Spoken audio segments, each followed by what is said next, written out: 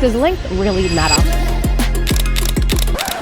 Bruh. Well, when it comes to your landing page, today I'm answering the question that's been plaguing the mind of marketers for years. How long should your landing page really be? After launching over 600 landing pages in 120 niches, I can tell you most businesses are left disappointed and unsatisfied with the performance of their landing page. So, if you're looking for a hit of that sweet blue magic pill to turn your landing page into a high converting stallion that finally pumps out qualified leads for your sales team, well, mate, you're in the right place. To figure out how long your landing page actually needs to be, you just need to answer 2 simple questions. But before we get into that, let's quickly get on the same page about landing pages. So a landing page is basically just where someone lands after they take an action in your funnel, like clicking an ad or after submitting a form. And let's be clear, your funnel isn't some Russell Brunson internet marketer thing that is optional, right? It's not optional. You already have a funnel by default. Your funnel is just all of the little touch points somebody has with your business. And each one of those touch points is a potential revenue leak in your marketing machine. The landing page is usually the biggest place where I see businesses losing money. Let me show you how that can look. Okay, if you have a landing page converting at 2% with 10,000 visitors, you will get 40 leads.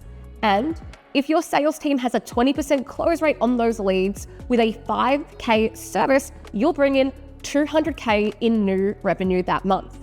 Now, let's keep all of those numbers the same, but increase the conversion rate to 5%, now 10%. We have just taken your revenue this month from $200K to $1 million. And team, a 10% conversion rate is not some impossible pipe dream I'm making up, right? This landing page we made for a client in the finance space converts at 27%.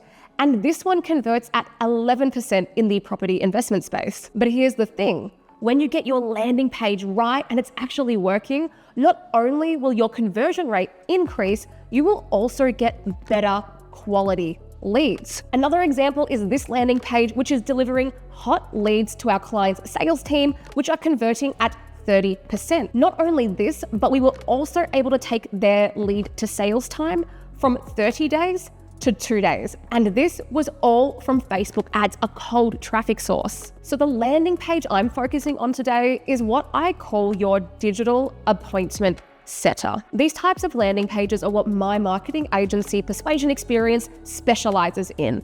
It's how we turn cold traffic, warm traffic from platforms like Meta ads or Google ads into hyper-qualified leads and booked appointments. Now you understand the power of your landing page. Okay, how long does it need to be? Well, the first question you need to answer is, what level of awareness are your prospects and leads in? Now, if you're not familiar with the 5 stages of awareness, you need to read Breakthrough Advertising, but I'll give you a quick run through now. Here's the thing, people don't wake up one day and want what you have magically, right? They're gonna go through these 5 levels of awareness. Let's use personal trainers as an example. If someone is overweight and unhealthy, something needs to trigger them to realize that they even have that problem. Until that trigger happens, they are completely unaware they even have a problem they should solve. And that is the hardest target market to try and market to or to try to talk to, right? What will happen next is they'll become problem aware and realize they are overweight. Now there is a desire to fix it and they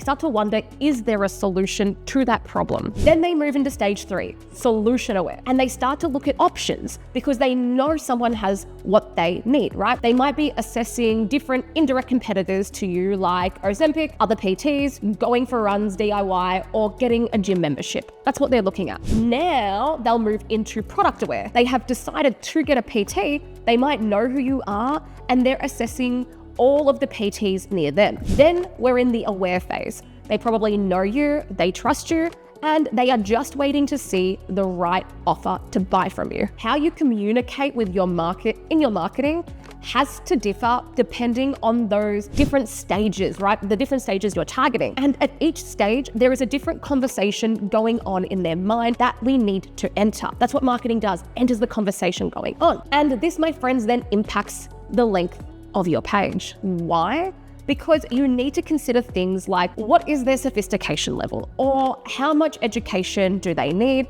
and what have they already tried before. This is going to impact the context your marketing is in, right? And it impacts how much persuasion your digital appointment setter needs to do. Once you know this, you can answer question number 2. What temperature of traffic are you sending through to your landing page? You need to make sure you match the temperature of traffic to the level of awareness. For example, a Google Ads campaign, right? They are typically actively looking for what you do, and they might be in solution, product, or most aware. You can easily figure this out on Google Ads by assessing the keywords and therefore the searcher intent right behind those keywords, what's going on, and those keywords will match a different stage of the journey. With this client's landing page, we know by analyzing the keywords that people are searching for invoice finance. This means they are product aware. Whereas a solution aware keyword might be something like fast business loan, right? And a most aware keyword could be something branded like FIFO capital reviews. When we run campaigns, we have different landing pages, aka digital appointment setters, to match the different levels of awareness and the different types of traffic, because there's different conversations going on in their mind. Now, when it comes to length, it doesn't have to be super long for a Google Ads campaign, and not for this one especially. Why not? Because they don't need to be convinced or persuaded of a lot, right? So we wouldn't do a super long form copy like discover why your business has cash flow issues and go into a long story about the founder like we might do on a Facebook ads campaign to try and persuade them more, right? Right now they have a bleeding neck problem. They need cash fast for their business and they already know what they want. They search for it, right? They are just looking for the right offer. When it comes to your offer, it is the most important thing on your landing page, and it's just the next micro step we want someone to take with us, right? The offer is the one action they take on the landing page to help them move through those 5 levels of awareness until they buy from you. But what if it's a Facebook ads campaign and an earlier level of awareness? Let's take a look at this wealth management client. So if this was a Google Ads campaign, we might target product-aware keywords like a best wealth management company near me, something like that, that shows the intent that they are solution-aware. Instead, Facebook ads are a colder temperature of traffic. For this campaign, we are more in the problem-aware stage. So people know they need help planning for retirement and they don't know if they will have enough money to retire comfortably. That is the big burning question we uncovered in our research that's going on in their mind, and that's literally what the headline and the offer says. Another way you can think about it is, imagine if you sat down at your computer on Google Ads and you typed in emergency plumber near me, and then you click on that, and your next micro step, like try and have a think like what stage of awareness would that person be in? And then on that page, with that type of traffic, with that searcher intent, you had a landing page and it said something like, discover why your toilet is overflowing. Download this free ebook for 5 reasons why your toilet might be overflowing. There's a mismatch there, right? So basically, how long should my landing page be is the wrong question to be asking. When you do any marketing, you should always start with this question: who? Who will see this page? What conversation is going on in their head? And how much education do they need on what I do, amongst a lot of other questions for a very clear target market avatar. And then you should ask yourself, where? Where will they see this? Remembering that your marketing exists in context. So, does length matter? Well, it's not about how long it is, but how you use it. Remember, there is no such thing as a landing page that is too long, just too boring. And once you reframe that your landing page is actually your digital appointment setter, you'll realize its purpose is to help qualify and disqualify people. Its purpose is to educate them and to give them an irresistible offer to take the next step in your funnel with your company. Okay, if you want more videos on landing pages, make sure you subscribe to my channel so I get the instant gratification of having lots of followers and I'm encouraged to keep making videos for you. Other than that, it's time to choose your own adventure. If you are looking for a marketing agency to profitably scale your paid ads and get you more qualified leads, then click the first link in the description to find out how it works. For everyone else, watch the next video to help improve your landing page, get more leads, and grow your business. Appreciate your time. Chat to you soon.